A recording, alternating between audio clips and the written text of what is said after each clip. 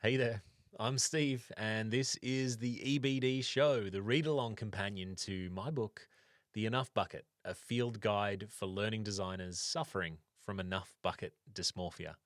If this is your first time here, welcome. You're safe, and I see you.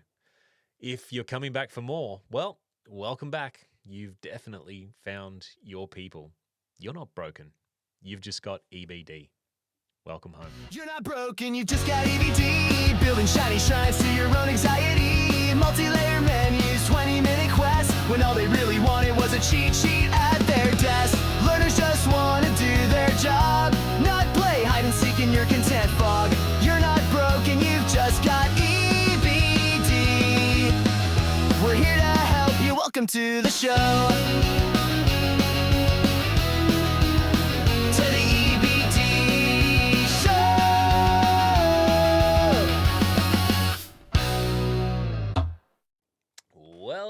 Well. Hello, folks. Welcome to this week's episode of the EBD Show, the read-along companion for the Enough Bucket book. Now, I absolutely beat the living bejeepers out of the hornet's nest last week. The last time that my LinkedIn got so many notifications was when I unintentionally upset a fellow colleague over in the US that shall not be named, and I thought I'd become LinkedIn famous, but in actual fact I was taken on a witch hunt and I was actually having the living bejeepers beaten out of me. Anyway, last week Interactivity Fever got the learning community talking, and I was in two minds. My EBD flared up and I was like, but why? But what about the stakeholder super spreader? What about just in case? They're heaps better than Interactivity Fever. But just like learning, folks, when you build for yourself and your ego, you only end up disappointing your audience. And in this case, the audience has spoken, and Interactivity Fever is one of, if not the most popular one or chapter or symptom to date, which is amazing. I'm super stoked. Hey, this week, we are leading ourselves down the pathway paradox to pathway paradox paralysis. There is triple alliteration for you. And this is really interesting. When branching, I remember when branching came out. And then branching was sort of like the choose your own adventure books of being a kid. And I remember I didn't like reading much as a kid, so I got to choose my books, and then I was a little bit smarter than my mum, at least I thought. And I would choose the choose your own adventure book, and I would deliberately sabotage my character's hero's journey. And I would always, whenever there was a choice to turn to page 67 and jump into the cave, I would absolutely do that, because the next page would be, you walked into the cave and you died. End of story. And I'd be like, oh, sorry, mum, the story's over. I tried. And I would get away with that for a few years. And then now I rely on Chatty G and I talk better than I read. So maybe that is the true cost of my pathways. But pathways and branching came about from a long time ago.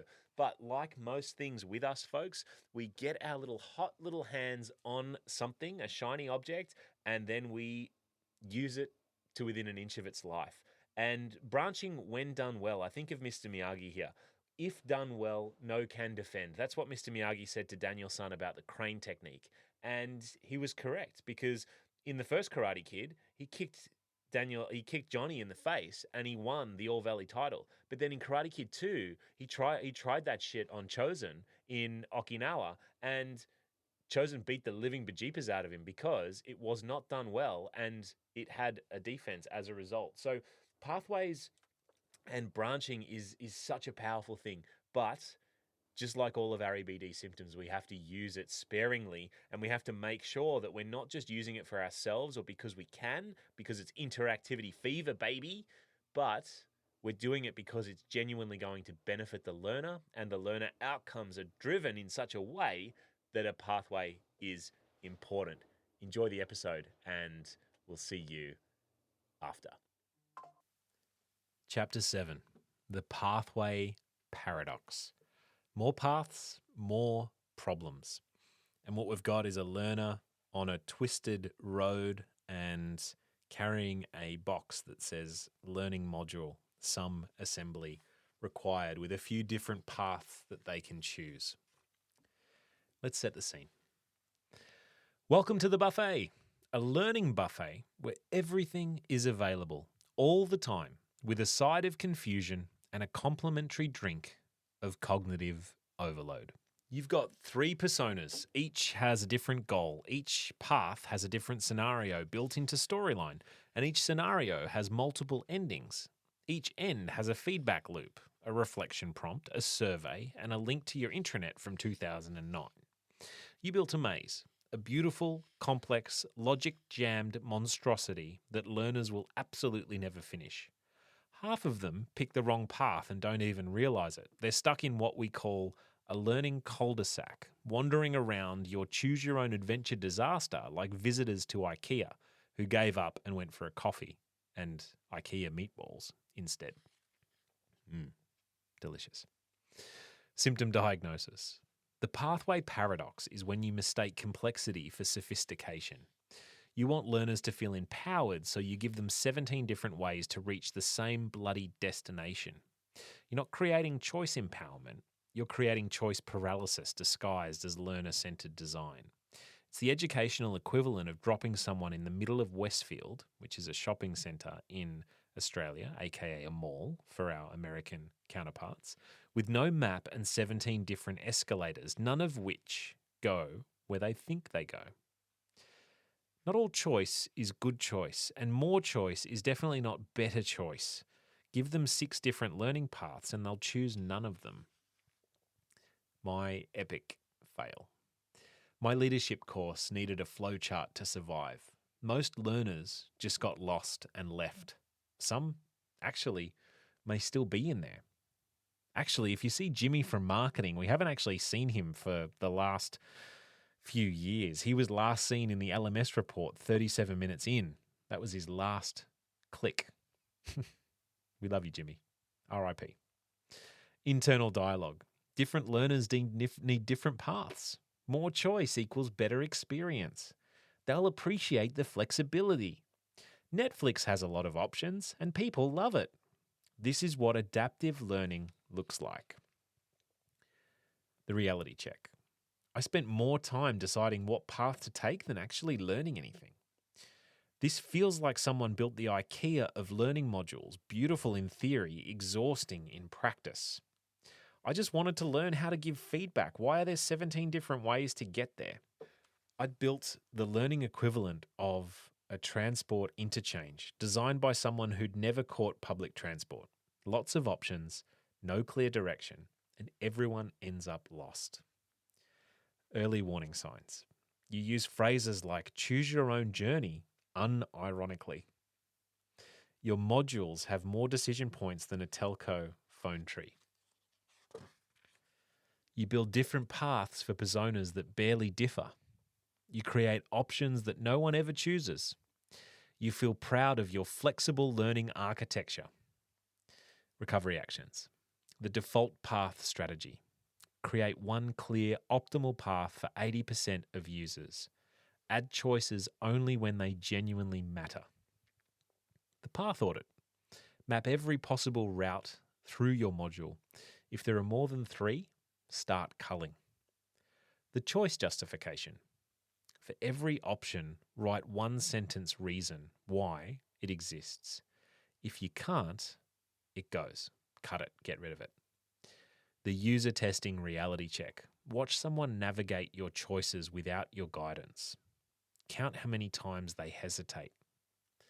Learner-centered doesn't mean learner-burdened. You don't need to offer a tasting platter when a single strong dish will do. If you want to give people power, give them the tools to succeed, not menus to get lost in. Well, there you have it, folks. The pathway paradox is complete. Did you see a little bit of yourself hiding around in there? I don't know. Maybe you did and maybe you didn't. But I just remember, I remember that epic fail like it was yesterday. And I mean, I've done others, but didn't want to create a 4,000-page book of all the trials and tribulations of Steve's instructional design, learning design career. So I think that leadership course is still haunting people on the shelf of an LMS somewhere out in the ether. But I really think that the internal dialogue that I had during that time is super, super relevant and still relevant today. Different learners need different paths. That's yes, but do they really? More choice equals a better experience. That is the lie that we tell ourselves. They'll appreciate the flexibility. No, they won't. They'll appreciate someone just respecting their needs and getting it done for them.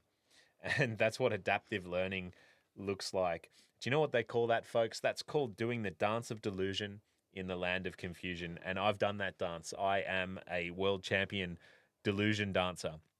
So I think what's really important is the user testing reality check in the recovery actions, but more or less the choice justification is just a great little catch-all. For every option, write a one-sentence reason why it exists. And if you can't, get rid of it. Apply the Mary Kondo method. Thank you for its service. Don't build it though. Please don't. Please don't build it. But at the same time, obviously understand that it's super, super important to make sure that you're choosing your adventures for your learners based on what they need, not serving your needs. And it's a fine line, and it's hard because we genuinely care.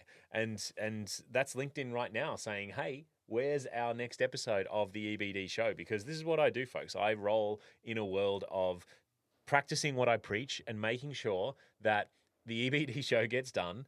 And I fit it into my workflow, which is 10:35 on a Tuesday morning, just before I go and do some other stuff. And I forget to turn my notifications off on my computer. So beep, beep, beep. There it is. However, that is the end of this episode for Pathway Paradox. If you've enjoyed it, if you've got anything to say, hashtag EBD, comment below on this post on LinkedIn, or just let me know what you think. We sent our first EBD book over to Canada this week, and it was super, super cool. So I look forward to hearing how that arrived via the amazing Amazon web. Other than that, folks, take care of yourselves. Be good to each other, but more importantly, be good to your learners. And remember, you're not broken. You've just got EBD. See you next Tuesday, folks. Bye for now. You're not broken, you just got EBD. Building shiny shrines to your own anxiety. Multi-layer menus, 20-minute quests, when all they really wanted was a cheat sheet at their desk. Learners just want to do their job, not play hide and seek in your content fog. You're not broken, you've just got EBD. We're here to help you. Welcome to the show.